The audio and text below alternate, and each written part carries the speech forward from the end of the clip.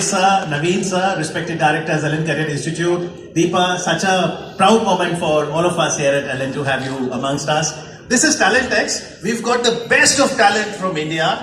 And your thoughts on how do we develop, nurture, identify talent and your own talent?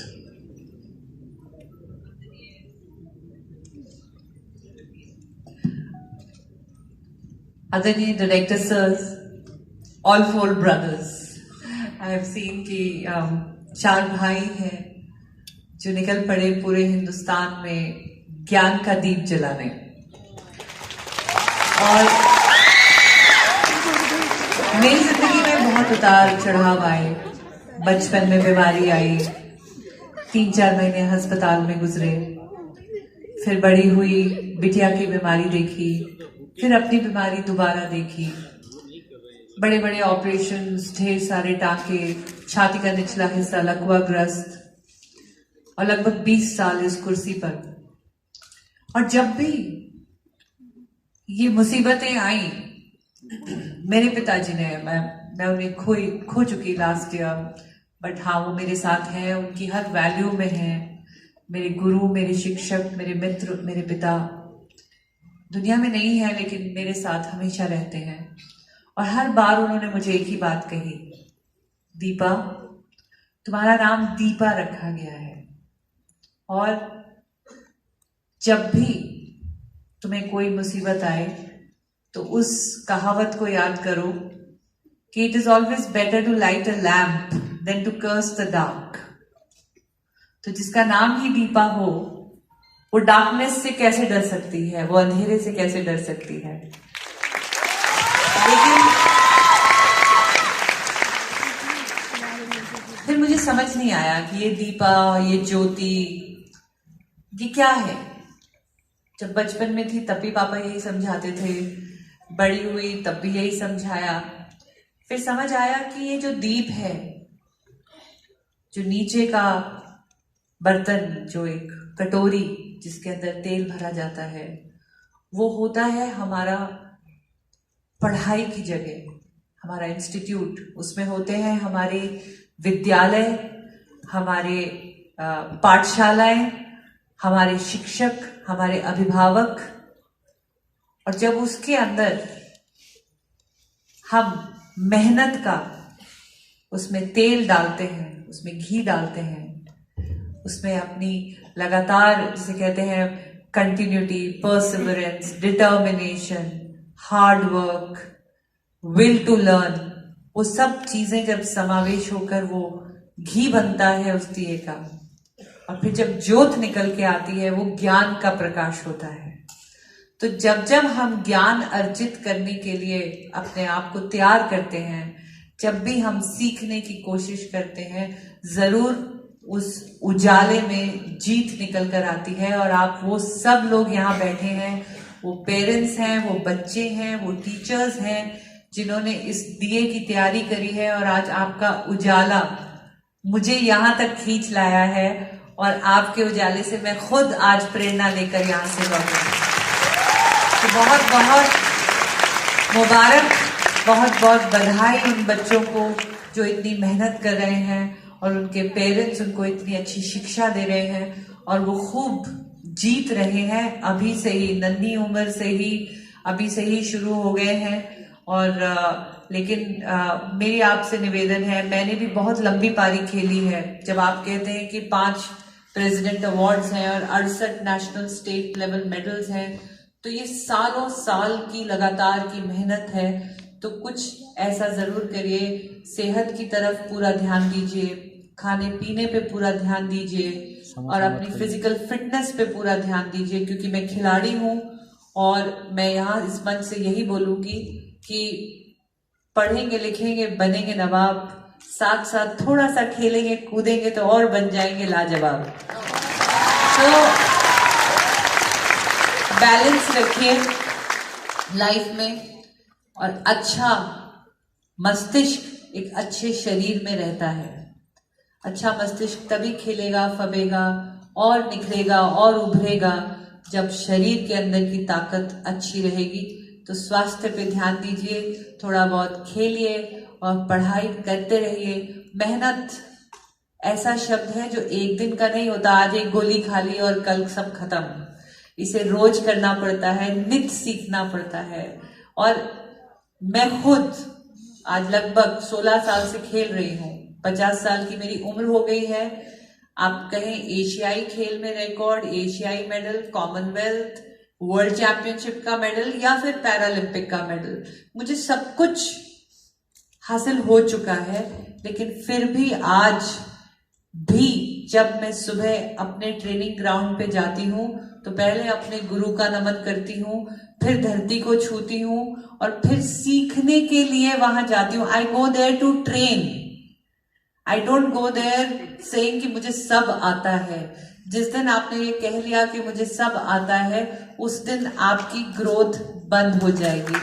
तो अपने अंदर की वो जिज्ञासा, इसलिए कहती हूँ कि जो बच्चे हैं, आप बड़े होना लेकिन अंदर एक बच्चा जिंदा रखना, क्योंकि एक बच्चा खिलखिलाना जानता है, एक बच्चा खेलना जानता है, एक बच्चे के अंदर जिज्ञासा हमेशा बनी रहती है। ये क्या है, ये क्यों है, ये ऐसे क्यों टांगा है, हम इधर क्यों जा रहे हैं, हम उधर क्यों जा रहे हैं। वो बचपन की जिज्ञासा को पूरी उम्र जिंदा रखिए।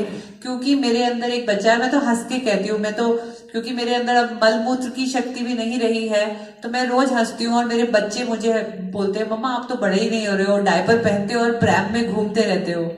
तो क्योंकि मेरे अंदर का बच्चा जिंदा था, तो 50 साल की उम्र में भी मैं सीख रही हूँ, खेल रही हूँ और बहुत खुश हूँ कि ऐसे ज्ञान के मंदिर में आज आपने मुझ जैसे को बुलाया। न तो खिलाड़ियों का पढ़ाई से थोड़ा सा बैर होता है लेकिन आप मानेंगे नहीं, अब खेल भी इतने साइंटिफिक हो गए हैं, इतने एडवांस्ड हो गए हैं, इतनी बायोटेक्नोलॉजी, इतनी बायोमैकेनिक्स इसके अंदर आ गई है कि हमें भी अब बहुत पढ़ाई करनी पड़ती है। और जो साइंस बचपन में नहीं पढ़ी वो अब पढ़नी पड़ती है, क्योंकि बायोमैकेनिक्स सीखना पड़ता है, अपने मसल ग्रुपिंग सीखनी पड़ती है, डाइट सीखनी पड़ती है, न्यूट्रिशन सीखनी पड़ती है, डिसिप्लिन दोबारा रोज सीखना पड़ता है। तो प्लीज पढ़ते रहिए, सीखते रहिए और जीतते रहिए। मेरी बहुत बहुत शुभकामनाएं और बहुत बहुत हार्दिक धन्यवाद आप सभी को मुझे यहाँ न्योता देने के लिए और इतने ज्यादा पढ़े लिखे लोगों में मुझे बुलाने के लिए। थैंक यू सो मच, बहुत बहुत धन्यवाद। दीपा जी इजाजत दे दो, दो छोटे सवाल। सवाल तो बहुत है क्योंकि आपने कहा जिज्ञासा रहती है जी। आपने बिल्कुल सही कहा, टैलेंट को निखारने के लिए ट्रेनिंग जरूरी है।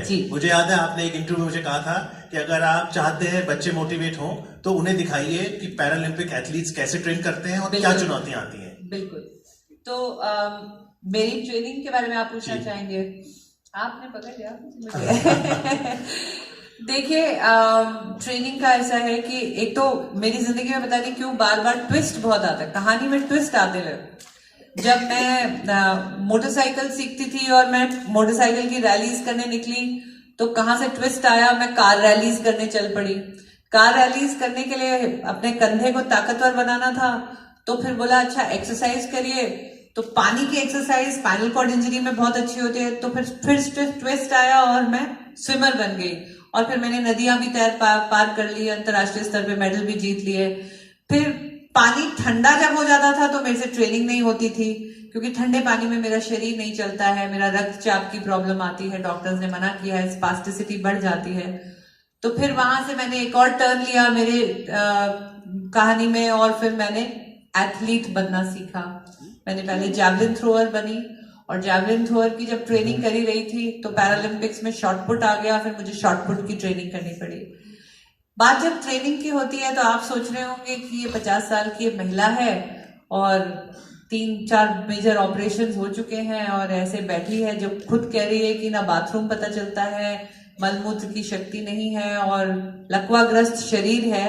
लेकिन आप मानेंगे मेरी ट्रेनिंग कम से कम सुबह 4 घंटे मैं जाती हूँ। पहले वार्म अप्स होते हैं, लगभग 1 किलोमीटर सिर्फ वार्म अप पे मैं खुद अपनी व्हीलचेयर चलाती हूँ। और जिम के अंदर जब मैं ट्रेनिंग करती हूँ तो मेरा 1-1.25 घंटे का सेशन 14,000 kg का होता है। और मैं 14,000 kg बोलती हूँ, जैसे 10 kg का डंबल है उसे 10 बार आप करते हैं और 10 सेट करते हैं, या 90 kg का पुली का जब आप लैट पुल करते हैं तो आप उसके 10 बार रेपिटेशन करते हैं और 10 सेट करते हैं। 10 into 10 जब मैं 1 घंटे बाद इस शरीर से इस उम्र में बाहर आती हूँ तो मैं 14,000 केजी वजन उठा चुकी होती हूँ। तो इतनी मेहनत अभी भी जाती है। दीपा जी, लास्ट सवाल। 2012 में जब दीपा मलिक को अर्जुन अवार्ड मिला तो मुझे सौभाग्य मिला, राष्ट्रपति भवन से मैं आंखों देखा हाल सुना रहा था दूरदर्शन पे। फिर दीपा जी से बात हुई कि आप इंटरव्यू देने आए। उसी दिन आप आई मैरून ब्लेजर पहनकर। मैरून ब्लेजर पहन के अर्जुन अवार्ड मिलता है ना, और लाइव इंटरव्यू था। आधे घंटे के लाइव इंटरव्यू में जिंदगी के उतार चढ़ाव के बाद आखिरी सवाल मैंने उस इंटरव्यू में दीपा से पूछा कि अगर आपने बोला कि एक दिन आप उठी और डॉक्टर ने कहा आजीवन आपको व्हीलचेयर पे रहना पड़ेगा, क्या ऐसा आप कल्पना करती हैं कि एक दिन आप उठे और आप पैरों पे चल पड़े? ये मेरा आखिरी सवाल था उस इंटरव्यू में, और इन्होंने जवाब दिया, no Amit, life is fun on wheelchair. सच में लाइफ वाकई बहुत मैं आज सुबह भी बच्चों से बात करके आई थी, और व्हीलचेयर के तो इतने फायदे हैं अमित जी, कभी लाइन में नहीं खड़ा होना पड़ता। हम जहाँ खड़े होते हैं लाइन वहीं से शुरू हो जाती है।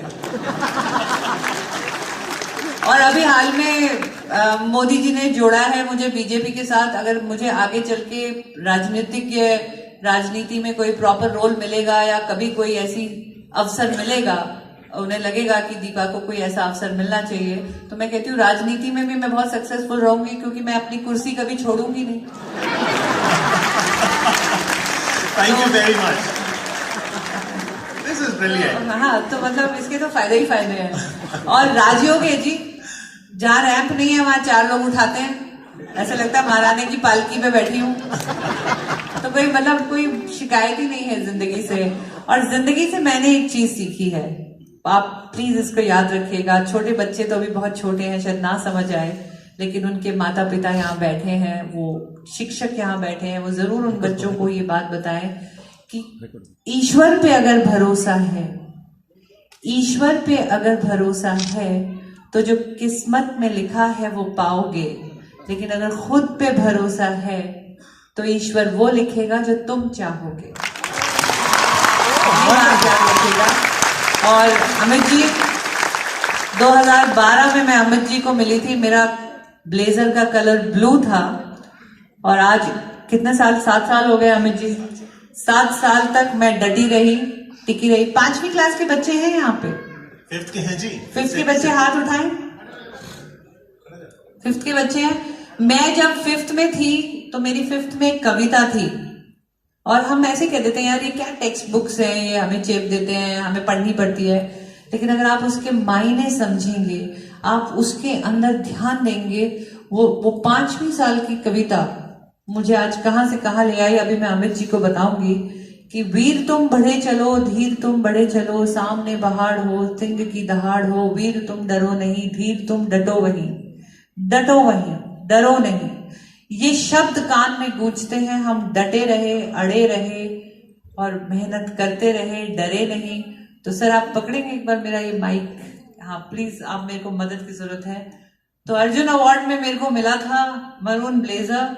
अमित जी, 7 साल बाद आपके सामने नीला ब्लेजर, और ये लिखा हुआ राजीव गांधी खेल रत्न, राजीव गांधी खेल रत्न, जो कि भारत में खेलों का सर्वोच्च पुरस्कार है।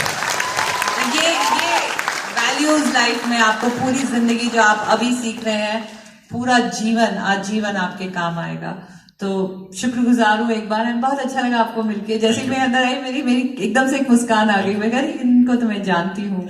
और आप लोग कहते हैं ना कि मेरे सफर के साथी रहे हैं बराबर, दूरदर्शन से इसके बारे में बात करते रहे हैं। Thank you so much. Thank you. Could you please invite who all among your family friends are here so that we can say thank you? मेरी फैमिली, मेरे लोकल गार्डन, हालांकि उनका इंट्रोडक्शन बहुत लंबा हो जाएगा, लेकिन छोटे से मैं कहूँ तो मेरे सबसे विशेष मित्र, और बड़े में कहूँ तो मेरे गाइड, मेंटर, बहन, भाई, माता, पिता, मेरे गार्डियन, और मेरे मोटर स्पोर्ट्स के साथी, मेरे स्पोर्ट्स के साथी, मेरे से छोटे, और अंत में मेरे देवर, लेकिन प्रतीक गहलोत जी यहाँ पे मुझे लेकर आए हैं। Please come. We like to just give flowers and say thank you to all of you. Please come.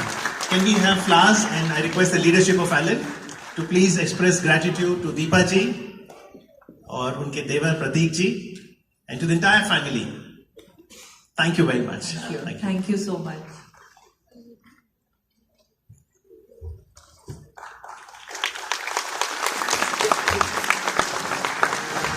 Thank you.